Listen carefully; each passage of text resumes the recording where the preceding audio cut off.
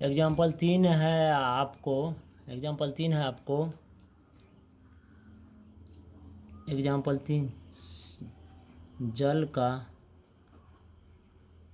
जल मतलब H2O।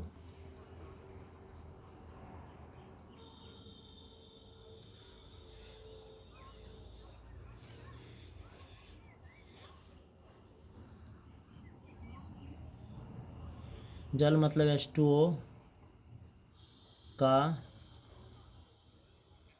वैद्युत अपघटन।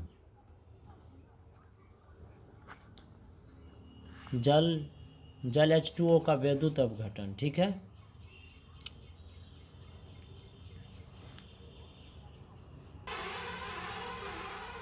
वैद्युत अपघटन का ये तीसरा मतलब एग्जाम्पल है। जल H2O का वैद्युत अपघटन। आप लोग समझिए कि एक पात्र में अम्लीय जल के साथ ग्रेफाइट के दो क्षार को रखा जाता है।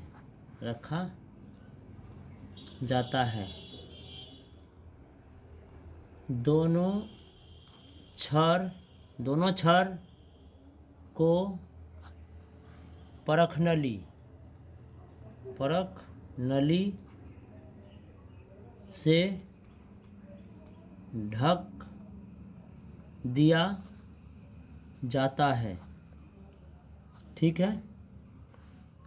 दोनों क्षार को सेल से जोड़ा जाता है। जब इसमें विद्युत धारा प्रवाहित किया जाता है तो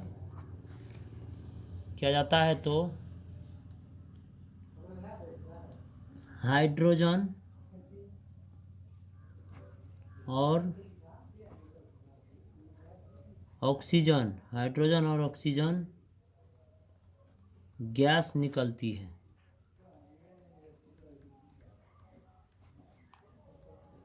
ठीक है। जैसे H2O मतलब जल, इसमें अगर विद्युत धारा प्रवाहित की जाएगी तो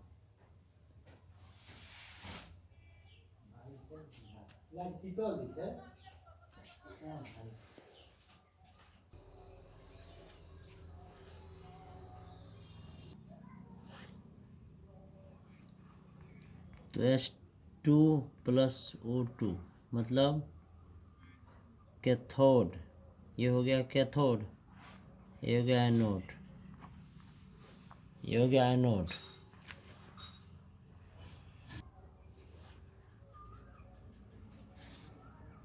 इसका एक एग्जाम्पल आपको फिगर पर बता देते हैं कि जल का विद्युत अपघटन किस प्रकार हुआ।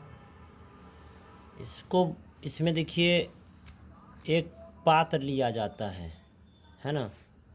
इसमें आप एक एग्जाम्पल की तरह समझ सकते हैं। इसमें एक पात्र लिया जाता है। ठीक है। ऐसे एक पात्र लिया गया। इसमें जो है इसमें आपको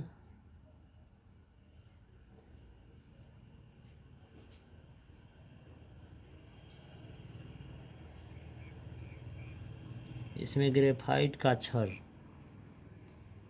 इसमें जो ग्रेफाइट का क्षार होता है ये एक पात्र है। इसमें ये ग्रेफाइट का क्षार है तो 2 ग्रेफाइट का क्षार लेंगे।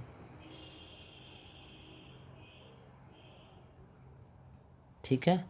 ये 2 ग्रेफाइट का छड़ हो गया।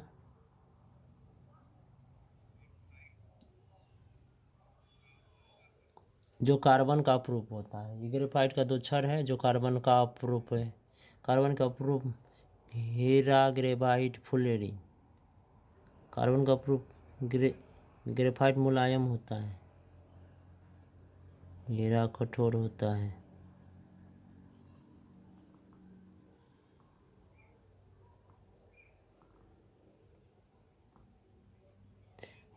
इसको जोड़ेंगे सेल से।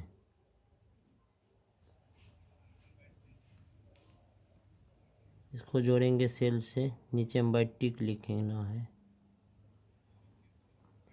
सेलों के समूह को बैटिक कहते हैं।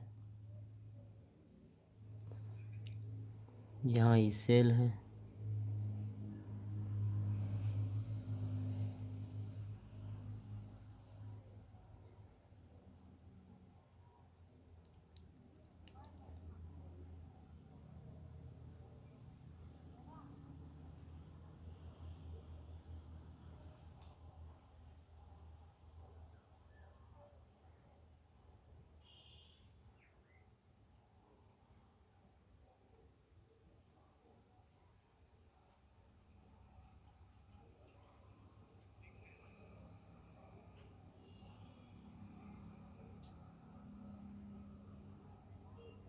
ये आपको हो गया बैटिक।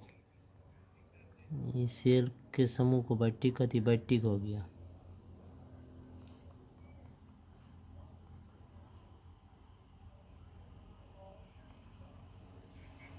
एक साइड बैटिक, एक साइड बैटिक। ये 12 वोल्ट है।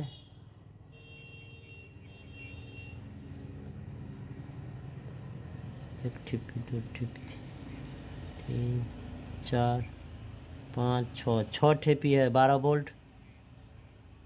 6 ठेपी है 12 वोल्ट। ये प्लस, ये माइनस। इसको जोड़ते हैं।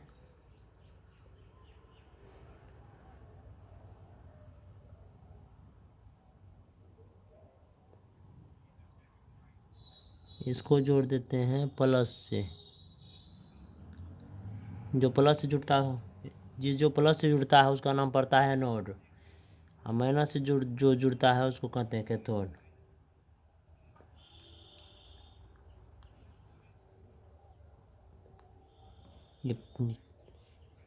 ये ग्रेफाइट का छड़ है, इसका नाम हो गया आपको एनोड। ठीक है। इस साइड हो गया, ये हो गया कैथोड, ये हो गया माइनस। कैथोड ये माइनस, ये एनोड प्लस। यहाँ माइनस है। ये ग्रेफाइट का छड़ है, ये ग्रेफाइट का छड़, ये ग्रेफाइट का छड़ है। इसमें ये प्लस है। इसको ढकते हैं, इसको ढकना पड़ेगा। यहाँ पर ढकेंगे, यहाँ एक परखनली बनाना पड़ेगा। इसको से इसको ढकना है ना। इसको ढकना है ना। यहाँ परखनली बनाना पड़ेगा, इसको ढकना है। तो ये आपको हो गया परखनली एक, ये हो गया आपको परखनली। ठीक है, ये परखनली हो गया, ये परखनली हो गया, है ना। ये परखनली हो गया।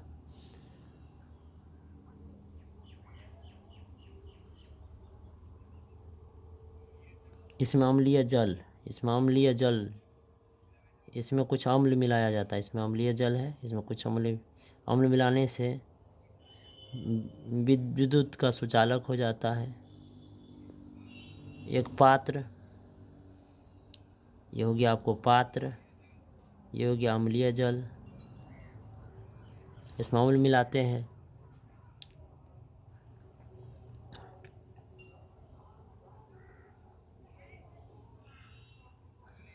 ये हो गया आपको परख नली।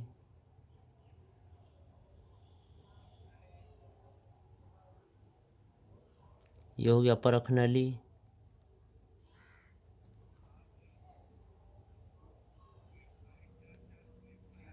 ये हो गया आपको ग्रेफाइट का छड़,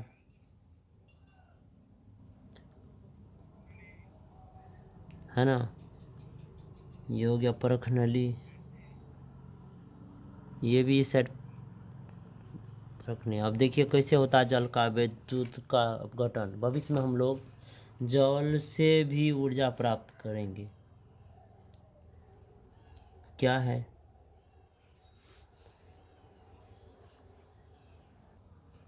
इसका एग्जाम्पल पे आ जाते हैं, पिछले वाले को देखते हैं। यहाँ पर रिएक्शन किया गया था H2 प्लस H2O। इसमें विद्युत धारा दिए थे, यह अपघटन हो गया, ये दो भाग में बट गया, तो H2 प्लस O2। अब समझना है आपको। जल जब दिए तो विद्युत धारा H2 प्लस O2। हाइड्रोजन है, बताए थे आपको शुरुआत में परिचय में। हाइड्रोजन विद्युत धनात्मक तत्व है और ऑक्सीजन ऋणात्मक तत्व है। ये धनात्मक, ये ऋणात्मक। ऑक्साइड O H जो है विद्युत धनात्मक है, ये विद्युत ऋणात्मक है। जो हाइड्रोजन गैस है वो प्लस है, वो धनात्मक है, इस पर धन आवेश है। बताए थे आपको पहले, जो है बताए थे हाइड्रोजन के बाहर में एक इलेक्ट्रॉन है, फिर भी यह अधातु है, जो विद्युत धनात्मक होता है, इसलिए इसको धातु वर्ग में रखा गया। आवर्त सारणी में जहाँ धातु है, लिथियम, उसी के साथ इसको रखा गया है।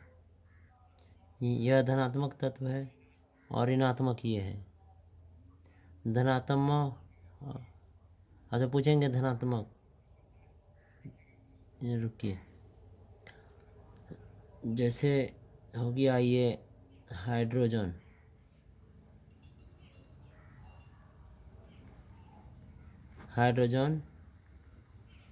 विद्युत धनात्मक होता है, तो H2 और O2 बन गया। जब ये धनात्मक है तो ये जो है H2O जब ये धनात्मक है तो कहाँ जमा होगा? ये कहाँ जमा होगा? कैथोड के एनोड पर, आप लोग बताइए कमेंट करके। तो ये प्लस था तो H2 तो आपको जमा हो जाएगा ये कैथोड पर, क्योंकि कैथोड ये कैथोड पर ये होगा, क्योंकि जो प्लस रहता है वह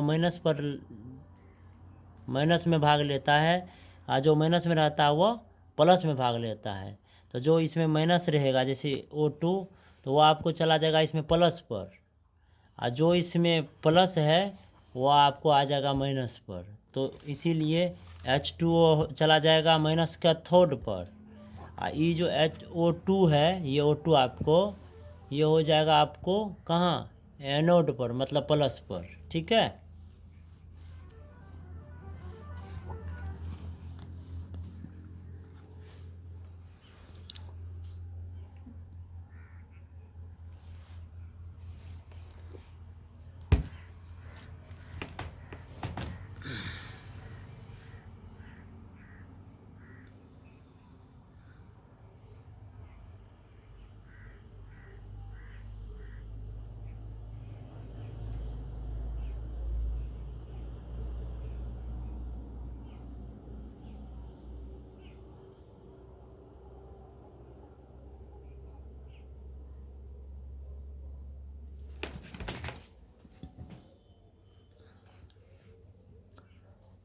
तो हाइड्रोजन विद्युत धनात्मक होता है।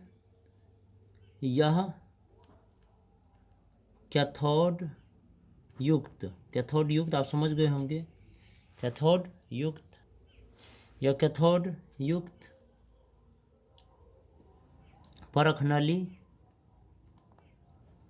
परखनली में जमा हो जाती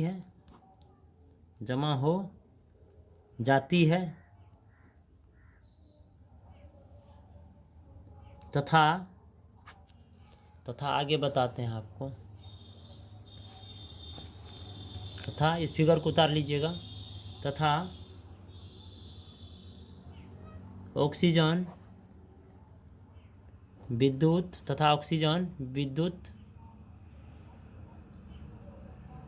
ऋणात्मक होने के कारण यह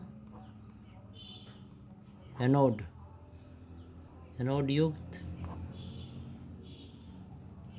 परखनली में जमा हो जाती है। इस प्रकार जल का वैद्युत अपघटन होता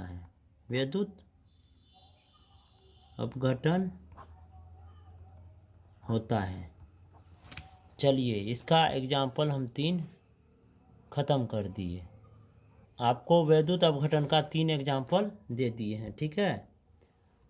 आप लोग किसी एक एग्जाम्पल को एग्जाम में लिख सकते हैं। अब आगे आपको बताते हैं, चलते हैं आगे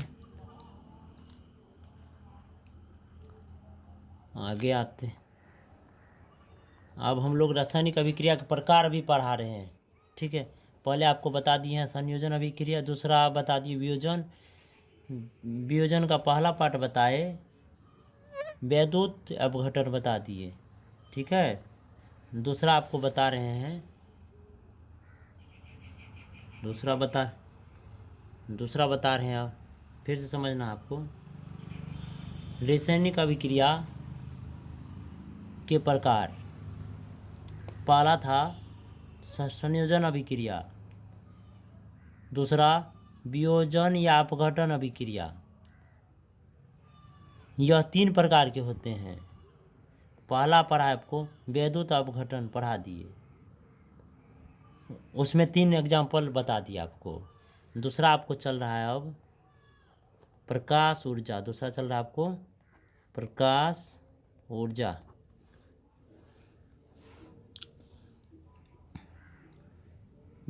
वियोजन अभिक्रिया,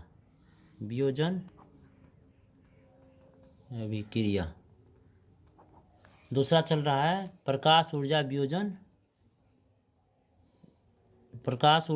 वियोजन अभिक्रिया, ठीक है। चलिए,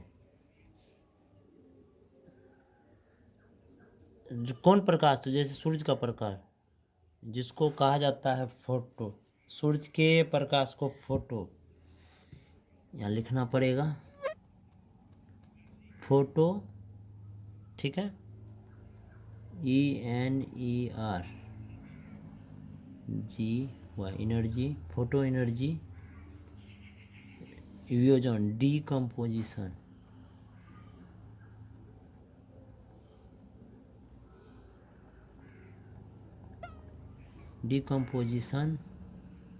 रिएक्शन।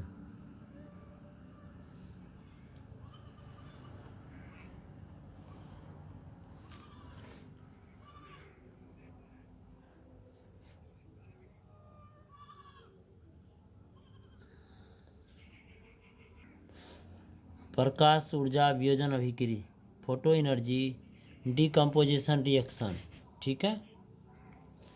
तो बता रहे हैं पहले, उसके बाद समझा देंगे आपको।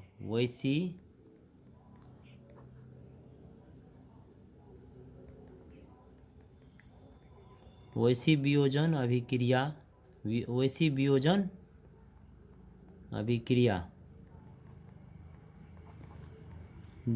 जो सूर्य के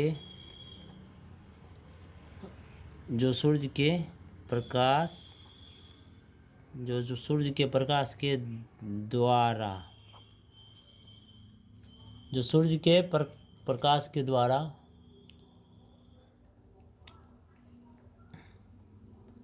संपन्न होती है। संपन्न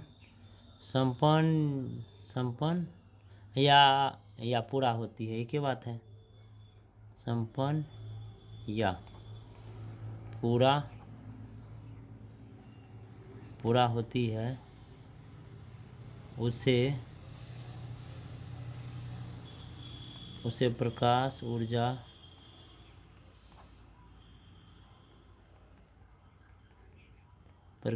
वियोजन अभिक्रिया कहते हैं।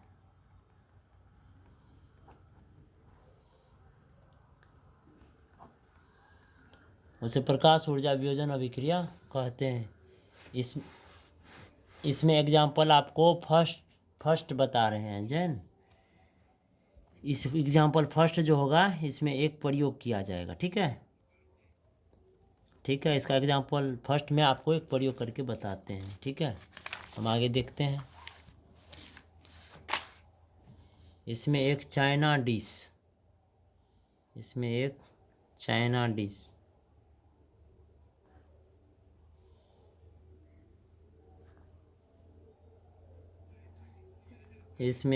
डिश लिया जाता है।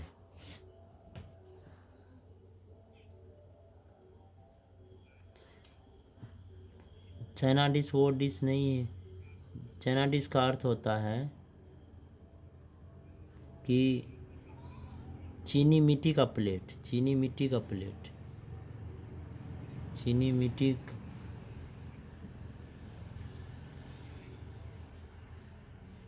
चाइना डिश का मतलब होता है चीनी मिट्टी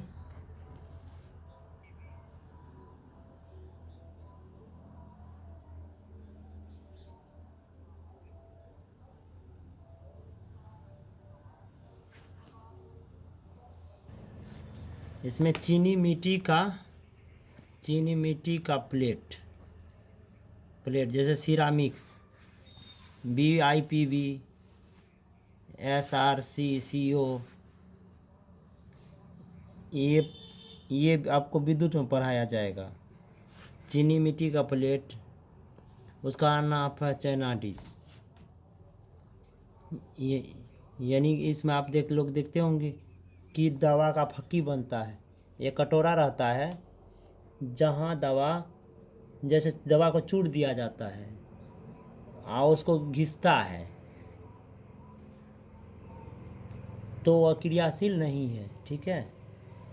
अगर कोई बर्तन में करेंगे, तांबा में करें, पीतल में करेंगे तो वह अभिक्रिया कर लेगा उनसे। तो चीनी मिट्टी का प्लेट है, वह विद्युत का कुचालक होता है ना। इसमें दवा का फक्की इसलिए बनाया जाता है, जो उसी का नाम आपको पता है, चीनी मिट्टी का प्लेट। ये चीनी डिश वही है।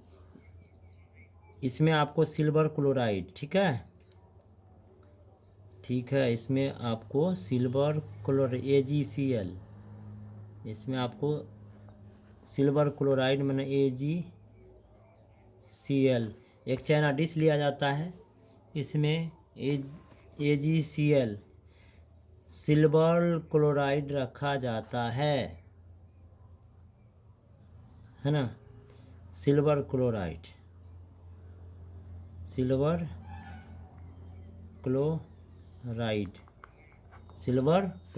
रखा जाता है।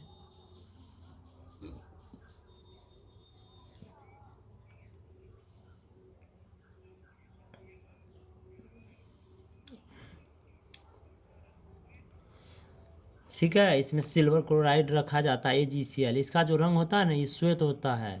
इसका रंग श्वेत होता है, मतलब उजला होता है, ठीक है। आप लोग को याद रखना है। ये आपको हो गया चाइना डिश हो गया।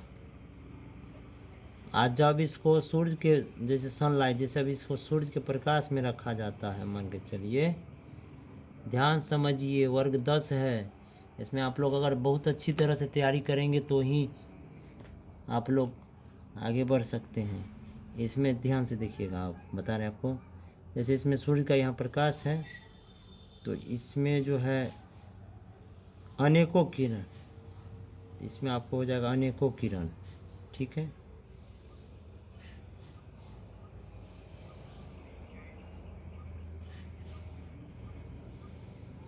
ना।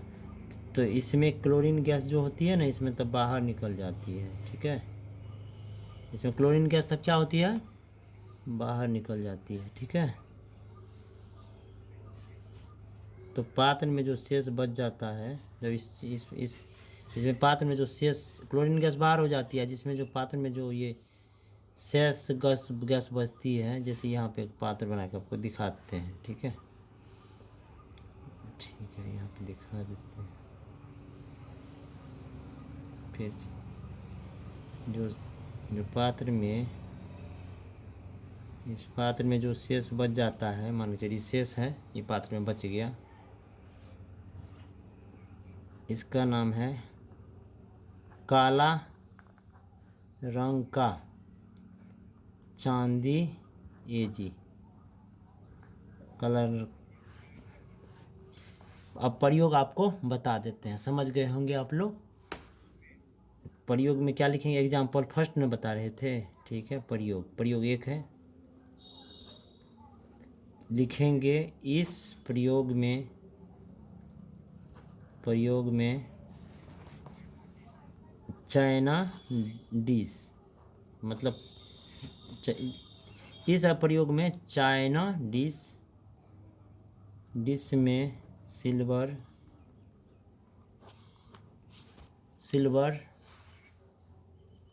क्लोराइड AgCl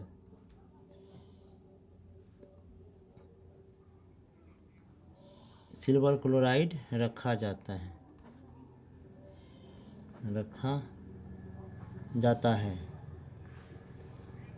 जिसका रंग श्वेत होता है,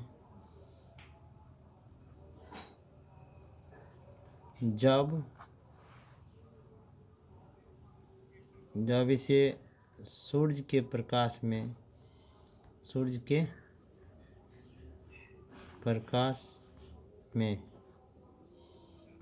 रखा जाता है। तो इसमें क्या निकलता है, तो इसमें क्लोरीन गैस बाहर निकलता है, Cl2, मतलब क्लोरीन गैस, ये क्या होता है, बाहर निकलता है, ये बाहर निकल जाता है। यहाँ नहीं लिखना है, यहाँ लिख देते हैं Cl2, मतलब Cl2 क्लोरीन गैस बाहर निकलता है। क्या लिखेंगे, Cl2, यहाँ Cl2, यहाँ भी Cl2 यहाँ कौन गैस बाहर निकलता है, क्लोरीन गैस। तो इसमें तो क्लोरीन गैस, यहाँ Cl2 है, क्लोरीन गैस बाहर निकल जाता है। जैसे क्लोरीन गैस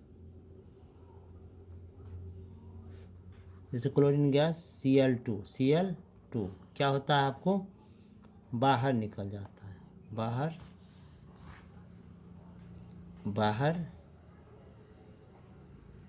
निकल जाती है।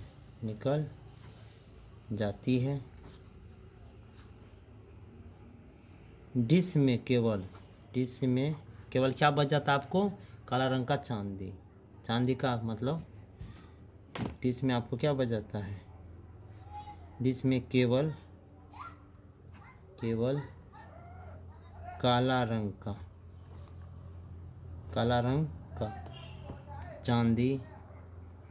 चांदी आप क्या शेष रह जाता है। ठीक है, चांदी जिसे हम लोग Ag भी कहते हैं, Ag शेष रह जाता है। ठीक है, और बताते हैं आपको, AgCl सिल्वर क्लोराइड, जैसे AgCl माना सिल्वर क्लोराइड,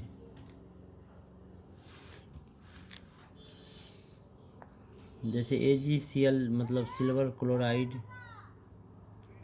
ये रंग आपको कैसा था, श्वेत था। तो यहाँ यहाँ इसको सूर्य के प्रकाश में रखे थे तो ये इसका रंग कैसा था, श्वेत था।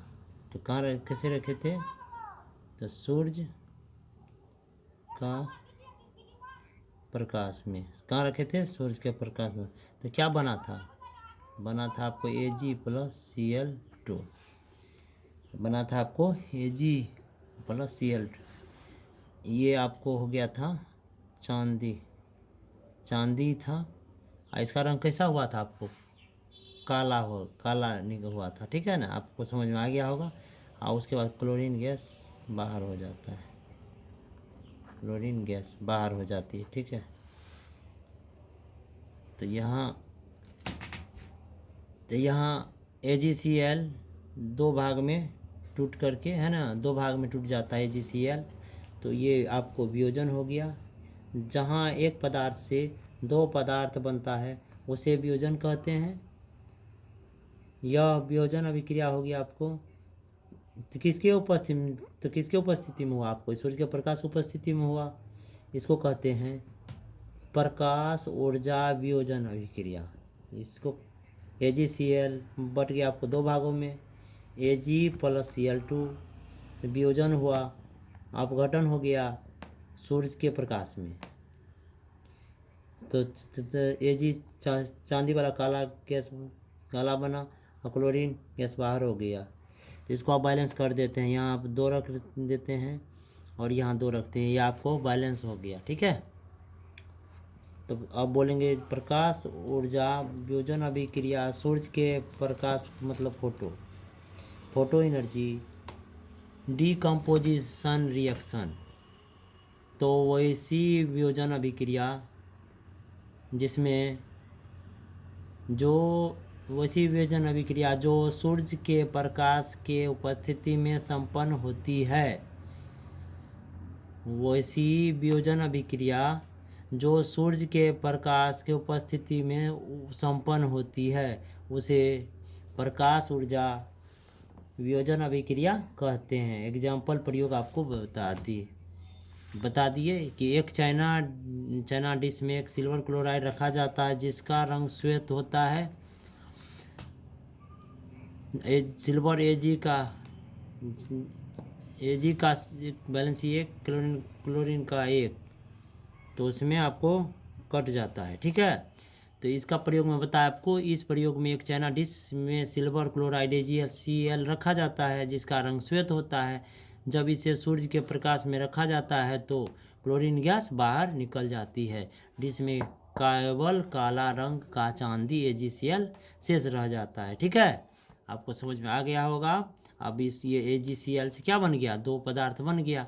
जैसे Ag ये काला और क्लोरीन गैस बाहर, कब, सूर्य के उपस्थिति में, ठीक है। अब इसको बैलेंस कर दिए। अब आगे हम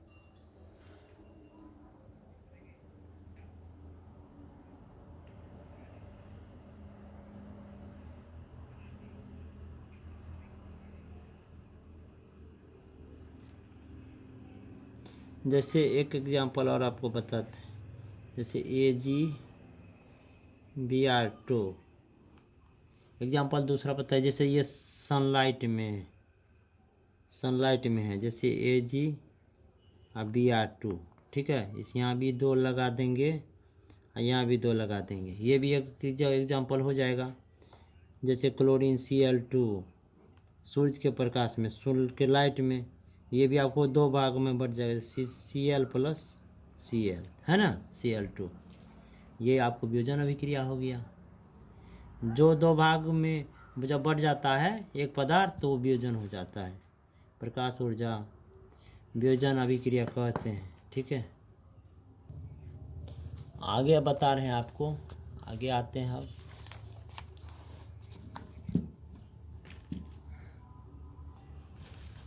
अगला क्वेश्चन है, अगला है तीसरा, तापीय वियोजन अभिक्रिया। तापीय वियोजन अभिक्रिया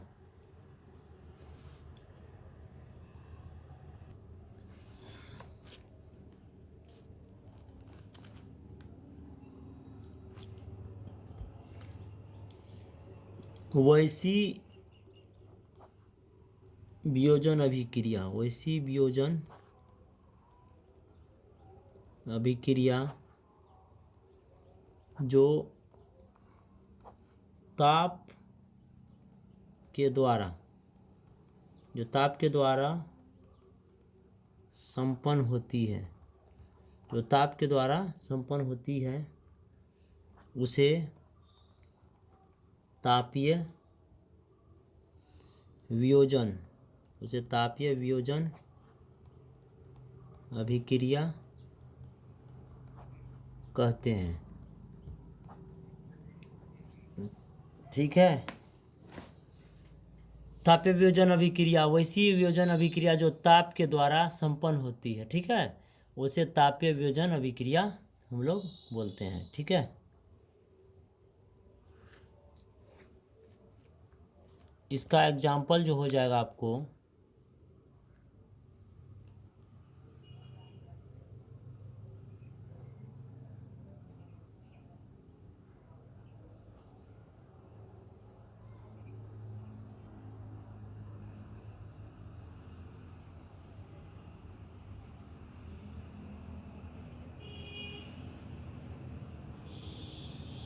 इसमें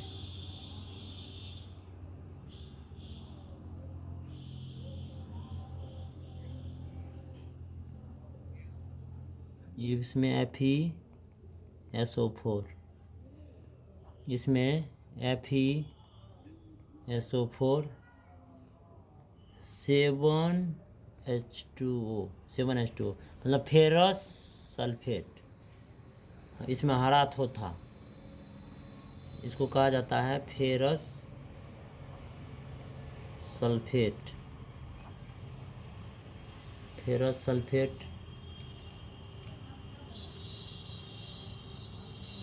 हरा कशिश,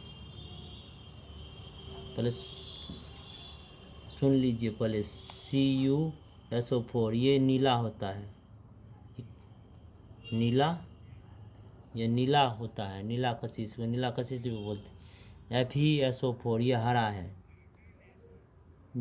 ZnSO4 जो है श्वेत है, ये श्वेत होता है। ठीक है, तो CuSO4 आपको नीला होता है, जैसे ये हो गया ZnSO4, ये आपको श्वेत होता है ना। केमिस्ट्री है, आपको बहुत बढ़िया समझना पड़ेगा। ठीक है, इसीलिए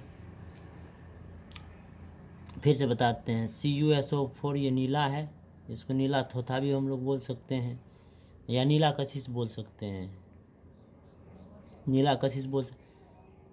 FeSO4 जो होता है ये हरा होता है। ठीक है, और ZnSO4 जो होता है ना श्वेत होता है। ठीक है, केमिस्ट्री में बहुत माथापच्ची है ना, इसलिए ध्यान से आप लोग को देखना पड़ेगा। ठीक है, तो ZnSO4 ये श्वेत कशिश हो गया है ना, और FeSO4 आपको हो गया हरा कशिश। तो एक प्रश्नली में हम लोग पहले एग्जाम्पल ले लेते हैं। ठीक है, अब आप लोग को समझाते रहेंगे, देखते रहिए, बिना एग्जाम्पल का आजकल कुछ भी नहीं है। एग्जाम्पल आपको बोल रहे हैं यहाँ पर, ध्यान से देखिए। एक परखनली में, एक यहाँ पे जो परखनली बना दिए वो इसी का लिख रहे हैं। एक परखनली में फेरस सल्फेट रखा जाता है,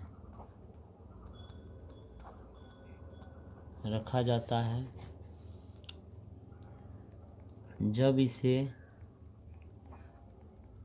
गर्म किया जाता है, तो जल का अणु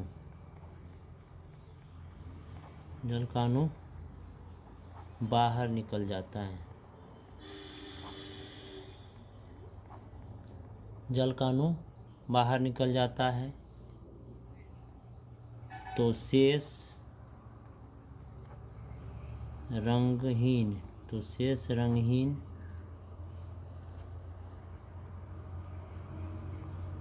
फेरस सल्फेट, तो शेष रंगहीन फेरस सल्फेट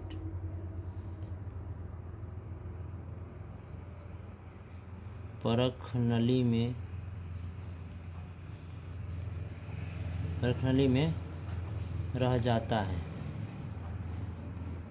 है जब इसे और गर्म किया जाता है तो काला रंग का फेरिक ऑक्साइड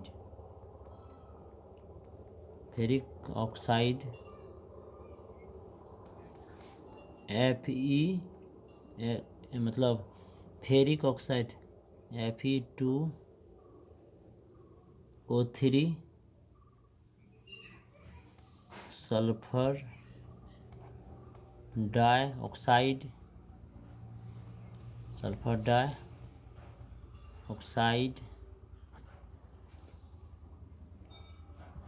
और सल्फर ट्राइऑक्साइड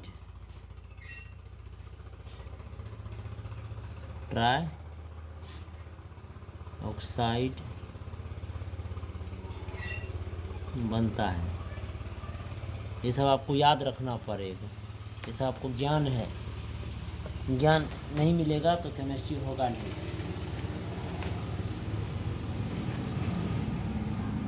इसमें इसका आपको इधर रिएक्शन समझा देते हैं, ठीक है। रिएक्शन पहले समझा देते हैं आपको। जैसे FeSO4 इंटू 7H2 इसको जब गर्म किया जाता है, ये हो गया फेरस सल्फेट।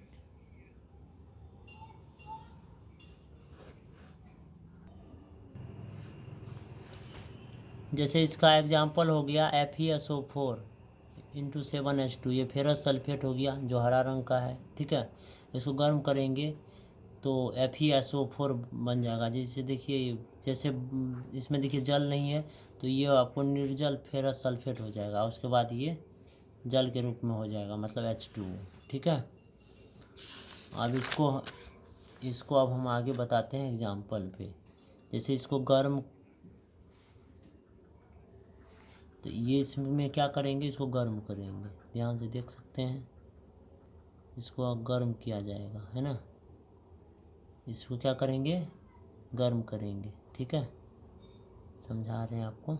इसको अगर हम गर्म करेंगे, क्या करेंगे हैं, तो गर्म कर रहे हैं, तो गर्म करने पर ये जो है, ये निर्जल जो ये फेरस सल्फेट है, ये निर्जल फेरस सल्फेट, ये आपको रंगहीन हो जाएगा। क्या हो जाएगा, रंगहीन हो जाएगा, ठीक है ना। निर्जल क्यों, इसको निर्जल क्यों कहे, क्योंकि इसमें जल की मात्रा नहीं है, ठीक है। इसको अनाज जल कहते हैं। निर्जल का मतलब हुआ बिना जल का। यहाँ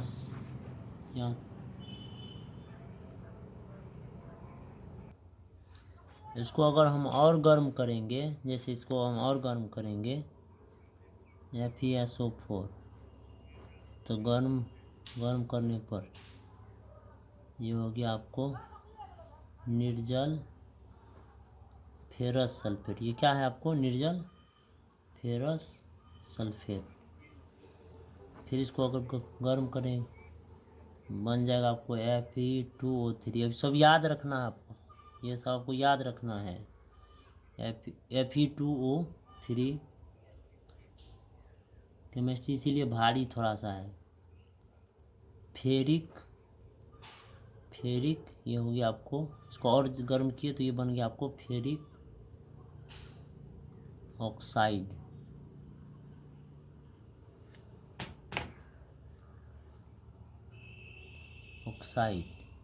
फेरिक ऑक्साइड ये कैसा है, काला रंग का है, ठीक है। अब प्लस आपको हो गया SO2, मतलब सल्फर डाइऑक्साइड,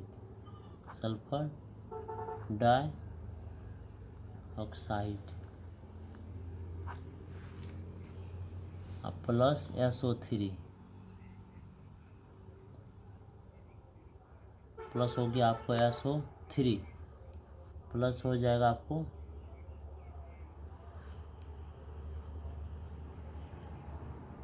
आधा तुम तो लगा है सल्फर डाइऑक्साइड, ये हो गया सल्फर ट्राइऑक्साइड,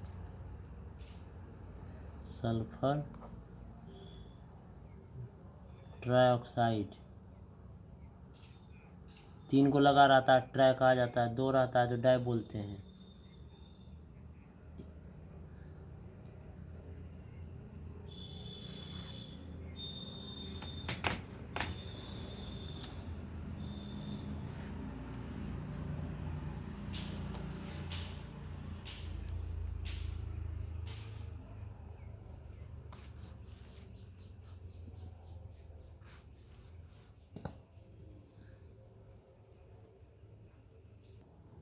इसमें आपको इसमें इस अभिक्रिया में आपको दो वियोजन हो गया, ठीक है। एक यहाँ है और एक यहाँ है, ठीक है। तो आज का वीडियो हम यहीं पर ख़त्म करते हैं। अगला वीडियो जो है हम पुनः अपलोड कर देंगे। धन्यवाद। आप लोग को कैसा वीडियो लगता है कृपया कमेंट में हमें ज़रूर बताएं।